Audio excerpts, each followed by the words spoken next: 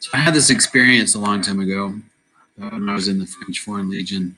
I had a friend that was pretty crafty. He was a natural engineer, and he made an airplane, a homemade airplane out of just old parts that were around of broken down airplanes, but as well as old car parts and that sort of thing. And anyway, he was a smart guy, and but he also was probably too smart to fly that homemade airplane. He knew I was a bit crazy, so he decided to talk me into it. So I decided to go for a little flight in his homemade airplane. And I took off, and I wasn't really thinking about anything else but the fact that I was flying this homemade airplane and out in the middle of nowhere in the desert, and started flying, and I took off, and it was so much fun. It really actually flew really well. But I didn't think to check the gas. And eventually I ran out of gas, and I crash landed in the middle of the desert. I didn't really have any food or water or anything, and I didn't know exactly how far I was from camp. So I started out, and man, it was hot. And eventually I came across a little oasis in the middle of nowhere, and just kind of rolled next to the little bit of water that was there, and got a drink of water and passed out. When I woke up, a little genie appeared, and the genie said, "I'm only going to say this once, so please listen. Take a handful of sand and put it in your pocket. Tomorrow you will be both happy and sad." And he disappeared. I couldn't believe it. I couldn't believe it was what I was seeing. I thought I was hallucinating, but I kind of felt weird about it too. But something kind of compelled me forward to put a handful of sand in my pocket, and so I did. Eventually, I was found by a caravan that helped me get back to my camp. I got back and ate and drank and slept for it seemed like days. I don't even know how long it was. But when I woke, I remembered my experience, and I thought it was kind of strange. And remembered that I thought I had put some sand in my pocket. And I still thought it was so strange. Did I really see a genie or not? Anyway, I reached my hand in my pocket, and I pulled out a handful of diamonds. And I realized that the sand that I had put in my pocket when the genie told me to had turned into diamonds. And I realized at that moment that the genie was right. I was both happy and sad. This is a story I like to tell my students, and I change the circumstance of the story, and they always wonder if it was true or not. Did I really do all this? And did I really see a genie? And it's a great conversation. But I talk to my students, and we talk about whether they would grab the sand or not. But eventually, I let them in on a little secret that the sand is actually an analogy for knowledge, and the genie is a teacher. And the genie is telling you to pick up as much knowledge as you can, because someday it will turn into diamonds. I'm Hank Kerwin. My official name is Henry Kerwin. My students call me Mr. K. And this is my PSD induction presentation, past, present, and future. The primary thing that we go over is the 5-dimensional rubric for instructional growth and teacher evaluation. In my first and second year, I chose curriculum and pedagogy listed as CP4 and CP5. My first year was the use of scaffolding. My second year was differentiation. Both are interrelated in some important ways, but definitely different. Scaffolding provides a student a way to build their knowledge and experience with safe progression through lessons. The structural component enables students to digest new information in pieces, building on prior knowledge and confidence. It's so important, and it was so difficult to really implement it well and to learn it. It's a lesson that I will continue forward with, but such an incredible lesson and so important to really teach effectively and allow students to grow in sometimes small increments, provide them a safe place, a safe step, as they move up in their knowledge and understanding of different topics, not just within lessons, but through courses and ultimately through all of public education. It's such an important tool, and it's such an important thing to help students move forward in their learning. The second one was differentiation that I found so important. And I really didn't understand scaffolding or differentiation in the beginning. I thought I understood it, but I think until you actually begin to implement your ideas of scaffolding and differentiation and then build on them and implement your ideas and to fail and to succeed and to fail. I just don't think it's until that point that you really get it. And it's so important. Differentiation provides students with instruction to meet individual needs to utilize creative process or technology. The proper use of modifications or accommodations can promote engagement and scaffolding more organically.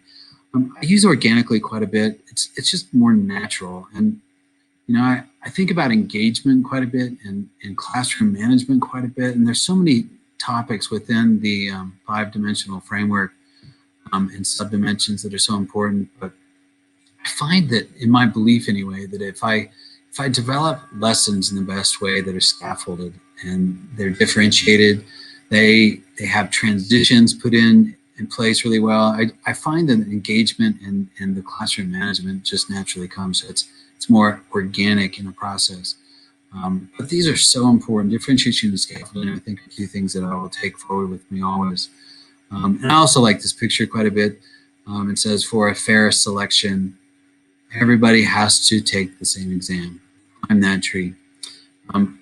It's so true when we think of standardized tests or something like that, you know, we try and engage these students based on one test for everyone. When in our classrooms, if we're really scaffolding and differentiating appropriately, we're analyzing, we're understanding who our students are, how they learn effectively, the different ways that they learn, but also provide them opportunities to demonstrate their knowledge in different ways through various formative assessments and summative assessments, to provide them that opportunity to show us what they got, because not every assessment is, not every student learns in the same way. Teachers are time travelers. At any given moment, teachers are reflecting on the past to be effective in the present while planning the future. That is my quote. It rings true all the time, and the more that I reflect, the more that I think about the job of a teacher, the less I feel like I can actually explain it, but that statement pretty much sums it up for me. I love to tell stories to my students, and the elephant rope is an important story that I tell for my students to maybe have a warm-up, something to ponder, something interesting to think about. Students get to hear the story, and then they try and explain the lesson or the moral of the story, and it provides wonderful engagement. It provides an opportunity for students to discuss a topic with each other, not just with me. And it's just it's a wonderful situation that arises from just a warm-up, or which gets people talking, gets students talking, but it also could be a really good transition. The story goes, a gentleman was walking through an elephant camp, and he spotted that elephants weren't being kept in cages or held by the use of chains. All that was holding them back from escaping from camp was a small piece of rope tied to one of their legs. As the man gazed upon the elephants, he was completely confused as to why the elephants didn't use their strength to break the rope and escape the camp. They could easily have done so, but instead they didn't try to at all. Curious and wanting to know the answer, he asked a trainer nearby why the elephants were just standing there and never tried to escape. The trainer replied, "When they were very young and much smaller, we used the same size rope to tie them, and at that age, it's enough to hold them. As they grow up, they are conditioned to believe they cannot break away. They believe the rope can still hold them, so they never tried to break away." The only reason that the elephants weren't breaking free and escaping from the camp was that over time they adopted the belief that it just wasn't possible. At this point in time, I provide students the opportunity to discuss their ideas and to think about a lesson or more of the story.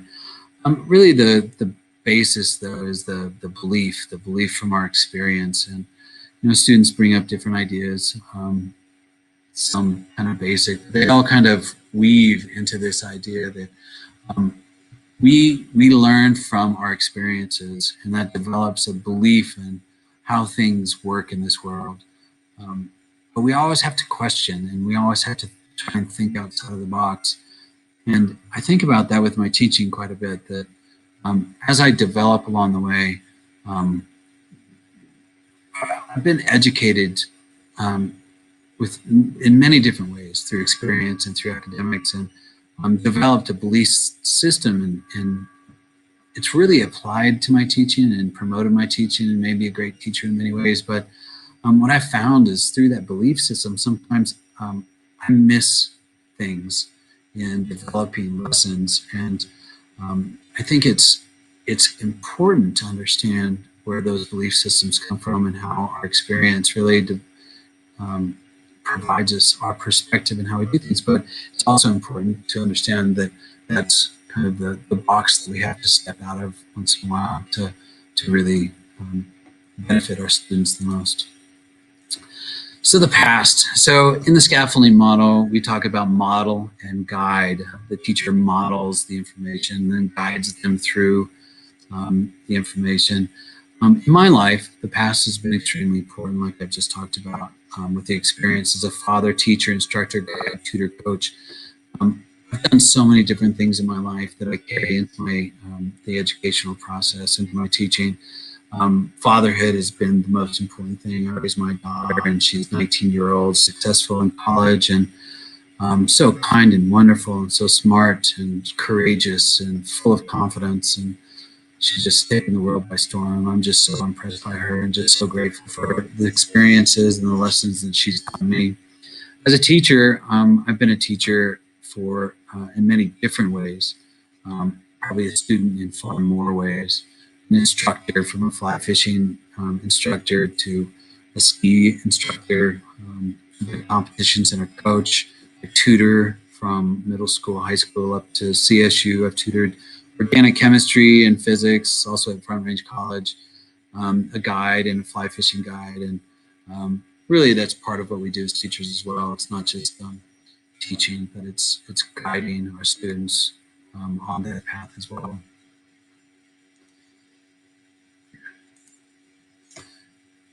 Just a little summary of my experience. As a preschool teacher for United Way, I taught 4- and 5-year-olds in the beginning with another teacher. We had about 18 of them. I was in college at the time, and I wasn't really very experienced in life. Looking back, and it was really strange that I got this job, but what an eye-opener. And I did such a great job that I had 12 2-year-olds my last 6 months of working there, and I can't imagine taking care of 12 2-year-olds. I can't imagine being able to do that at the age of like 21 or 22, I think. But amazing experience that I carry today. So many memories and just wonderful experiences. Probably the time that I really gained the greatest empathy in my life and understood really how to give kindness to the world. I was also a laboratory instructor in college for general and organic chemistry. Such a blast. I tutored as well.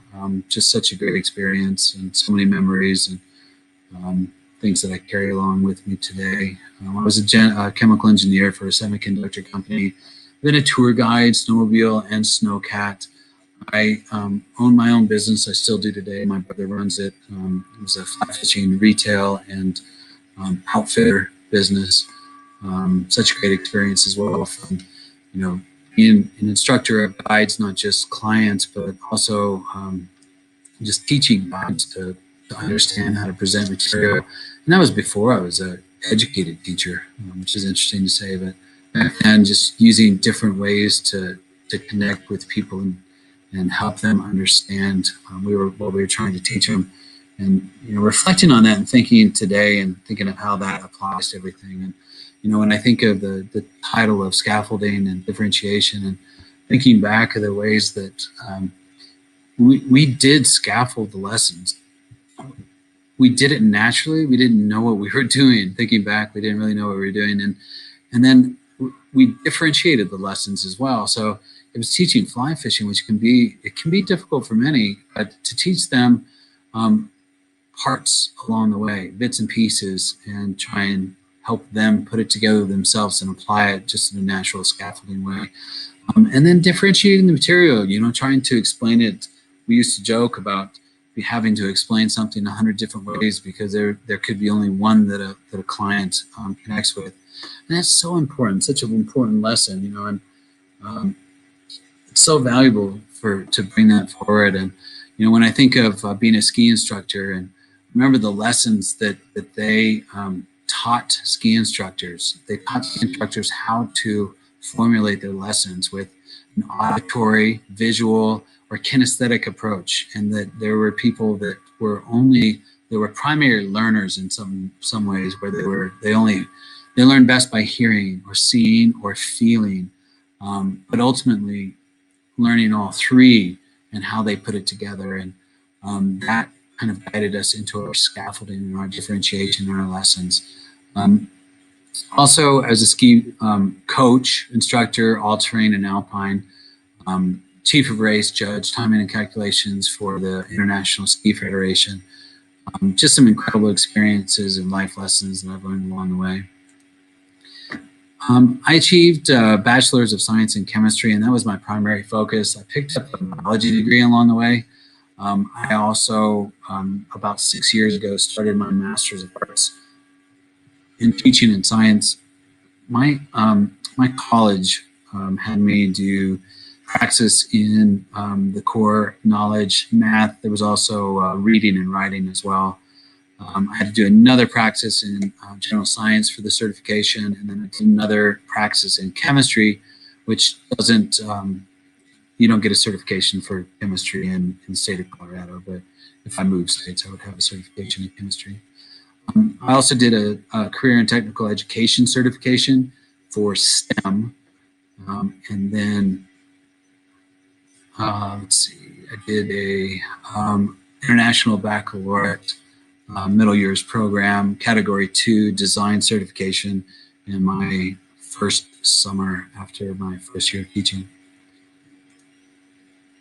This is my first door sign that was made for me. Hank Kerwin, design. There isn't currently a design department, official design department at Cache the Middle School, but they are thinking that I'm going to be the head of the department as soon as I unite it and get it put together. But this shows the degrees that I have in the Master of Education and Certification. So the first school that I accepted a job from was Cache the Middle School. I was a substitute teacher in the district for a while, but this was the first official job that I took. And it is an international baccalaureate school, which I really didn't know too much about in the beginning. My first jobs in the design department were the robotics, engineering, wood crafts, architecture and building, and then I did teach 8th grade math with my mentor, Dale Jackson. Such an incredible experience, knowing a little bit of a lot of these things, but really not knowing how to teach these things and having to learn from scratch.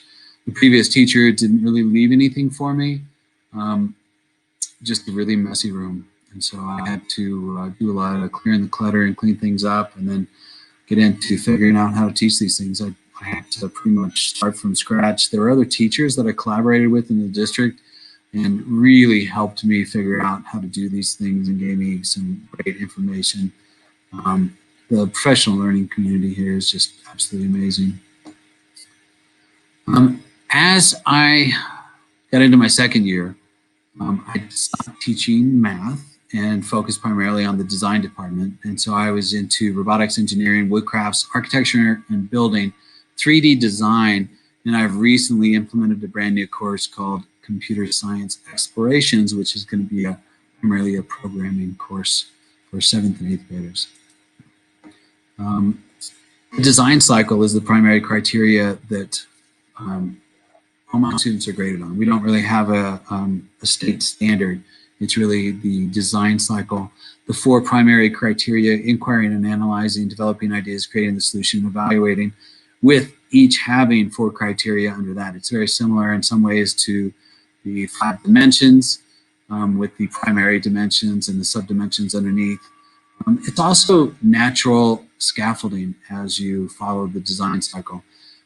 These were examples that I had when I first got here, and I do like these examples in some ways, but initially not maybe fully understanding the design cycle and the criteria, and therefore teaching it in a very complex way until I learned to simplify it a little bit more. Some of my first assignments were really big, complex workbooks. And I thought it would be easy for students to just work their way through the workbooks, which wasn't really scaffolding, more of the latter on the right. I really taught kind of at a higher level, but maybe it was not necessarily considered a higher level, maybe it was just more complex. And I learned to scaffold much better and differentiate, which would be this picture of the ladder on the left with the smaller rungs, smaller pieces. And so broke the workbook into smaller pieces and smaller chunks to help students digest smaller pieces. And so having the best intentions in the beginning definitely developed into far better scaffolding and differentiation in the end. This is just a little example of something that I created to make it simplified for students. Investigate, design, create, evaluate. It's far less scary than the other things. The other design cycles that were my first initiation into the criteria, I could just see students that kind of eyes would get blurry and glossed over, and they would lose them right away. But if I simplified things into a simpler scaffold like this, it made things easier for students to understand. I do use this one quite a bit now with the 4 main criteria in the middle, and then the second ring around is the 16 criteria that are is part of their grading in my classes. It makes things really easy for them to understand in the circular version, but on the outside is an addition, which are writing prompts to help students understand what this all means and how it's tied together. And so you can imagine that if I put in a workbook together that looked something like this, I may not get a lot of interaction and my engagement might be pitiful. But if I took a piece, just a piece, one row, and used that in a lesson and applied that to the students as they grasped each scaffold and built their way up, they would gain confidence, understanding, and knowledge as they work through the design cycle and understand its circular nature and how it cycles back and forth and between categories. The first time I filled my curriculum and pedagogy out were CP4 and CP5. CP5, use of scaffolds, was the initial thing that I chose in my first year. CP4 was the second one. And I didn't really know what I was doing. They sounded good to me. At this point in time, looking back, I didn't really understand. But I'm kind of excited that I chose those two because they are so interrelated and so important to each other that it just makes complete sense now looking back, right? Hindsight's 2020. It has been expanded out. I saw this one, and I think this must be a newer version. But in this newer version, they're broken into CP5, 6, and 7. So you have the differentiated instruction there. Still, it's a little simpler explanation, but the scaffolds, it looks like, have been expanded out to CP6 and CP7, which is really good. I'm really actually kind of psyched to see that because it is such an important aspect of our teaching. The way we scaffold and structure and use strategies with purpose. It's really important.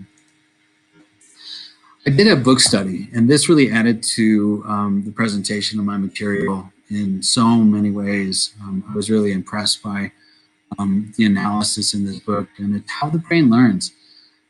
The most important things that I learned was that there are very important times in the span of a class where you really have students' attention. The first 15, 20 minutes is one of the most important key times. And then you have a little break time. You have a little time where they're going to have a hard time being engaged. And then they have the second time, which is another 15 to 20 minute time period, which, that can be expanded out to 30, 40 minutes. But it was just really neat how they analyzed the amount of attention that a student may have in a class.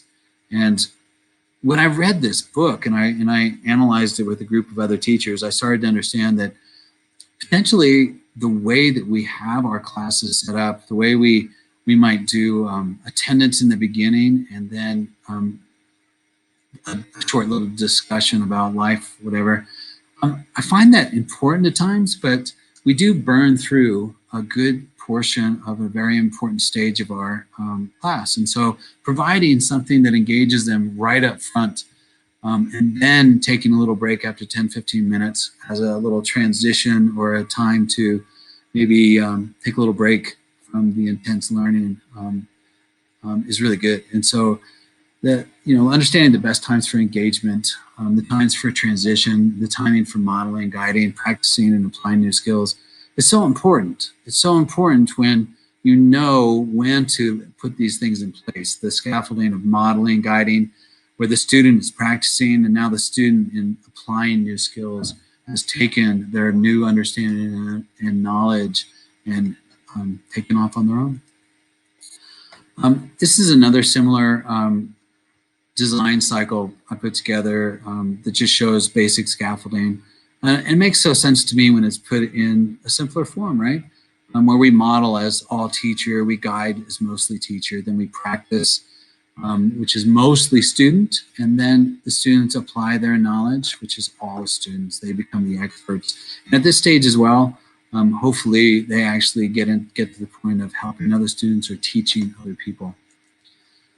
In year one, curriculum and pedagogy, CP5, use of scaffolding, I believe that I was scored as effective. Looking back and being highly effective now, I can't imagine I was really effective. I mean, I did a good job and I did scaffold, but it wasn't nearly to the level that I am now. The teacher provides scaffolds that are clearly related to and support development of the targeted concept and/or skills.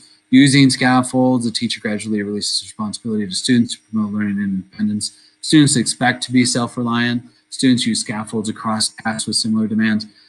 I'm so much better at it now than I was then, and it's just amazing to think back that what I thought was so much different than where I am now. And it's just it's a wonderful place to be, and it's a wonderful opportunity to reflect on where I was. Also in year one, clearing the clutter and finding clarity.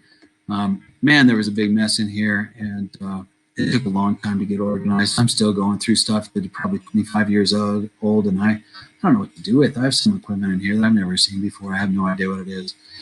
Learning IBMYP, it is a process, and I had to start writing unit plans immediately with no training. I didn't get my first training until after my first year, and then we had a visit from the International Baccalaureate Board to certify our program once again. Hectic, nerve-wracking, not knowing more about IBMYP, but having to be interviewed about IBMYP, it was very stressful, and that was the beginning of my second year of teaching. I had to begin writing lesson plans and developing my curriculum.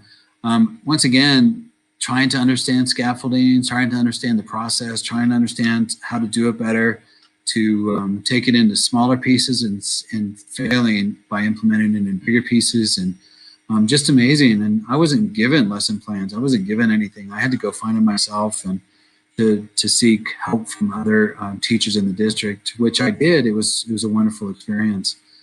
In my first year of teaching, though, we did a really cool project where the NUSA and the Division of Wildlife were putting in a fish ladder, and they asked the school, my program, to decorate creative wooden replicas of fish, and we went out and put them up on the Watson Lake project, and it's still there today. It's a wonderful memory for me. Year two, full then remote.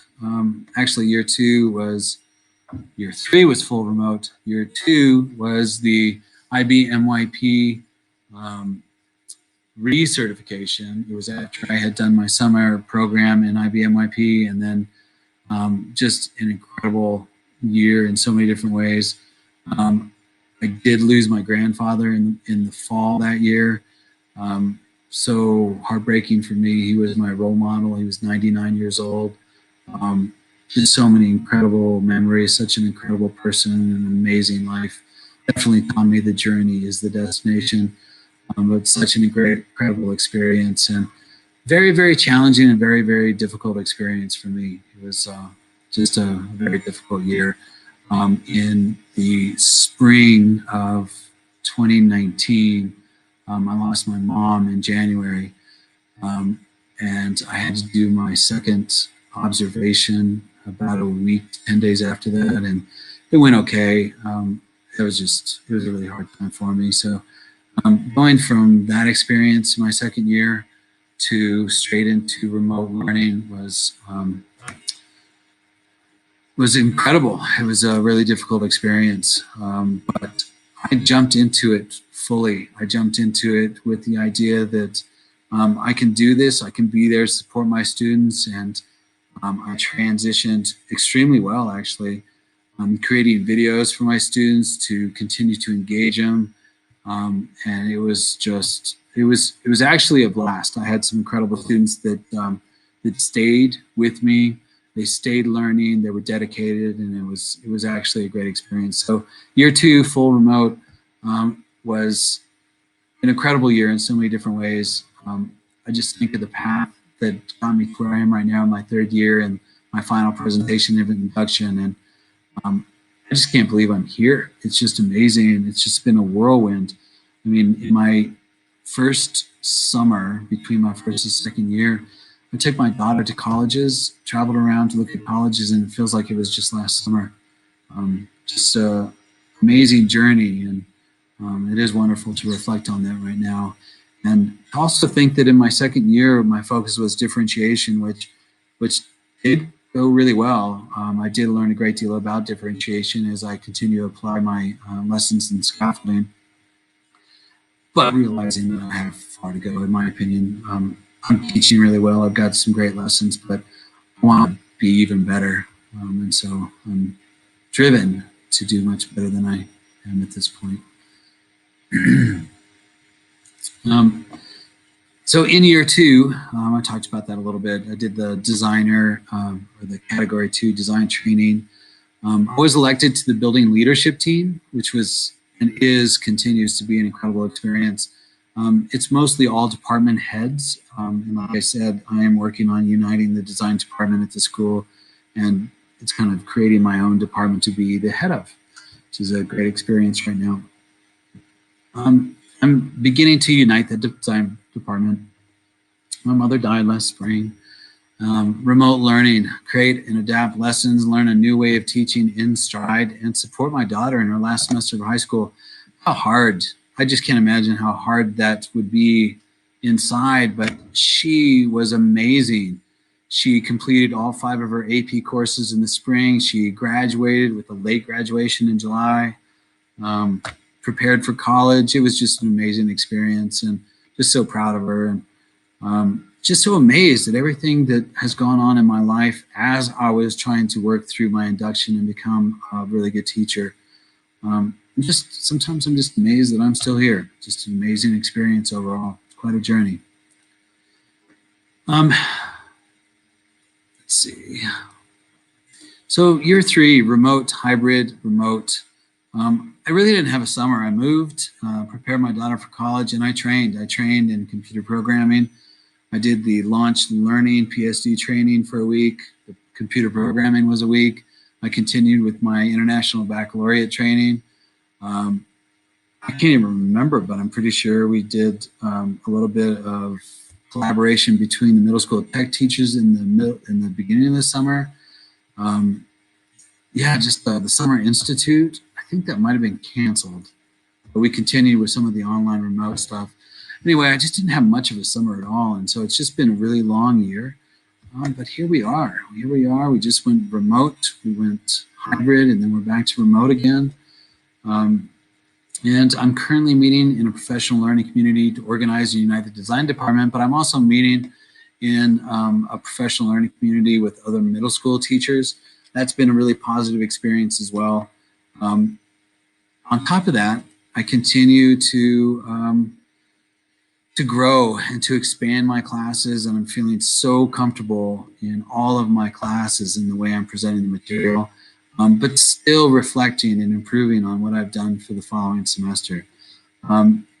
The year one curriculum and pedagogy CP4 or CP5 use of scaffolding, the subdimension reflection. This has been really interesting to reflect on. The effectiveness in my area of focus. I believe the scaffolding and differentiating was difficult to learn and to do it well. It takes a lot of planning and practice. I found my growth and development and implementation to be good. I knew that I wanted to be far more effective though. Let's see. What are you wondering about? And what would you like to explore? I will continue to develop the areas of scaffolding and differentiation, adding more diversity, but remembering to keep it straightforward and simple. I think once you get it dialed, it becomes simpler, a simpler plan to plan and to implement. What steps are you going to take to continue growth in this area? I've developed some incredible lessons that were engaging and fun, both in scaffolding and differentiation, and will continue to work and grow on them. In year two, curriculum and pedagogy CP4 differentiated instruction.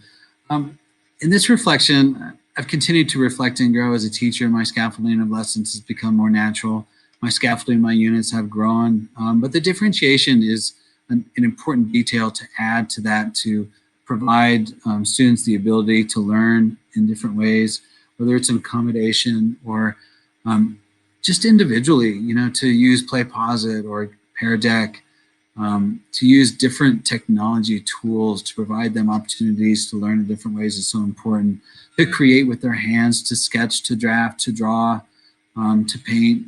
It's just been wonderful for these students to have so many different ways to learn and to grow in my classes. And what I'm going to continue to explore is, reflecting on my current experiences and, to improve that scaffolding and differentiation and how they're related to each other, how they're just so important. And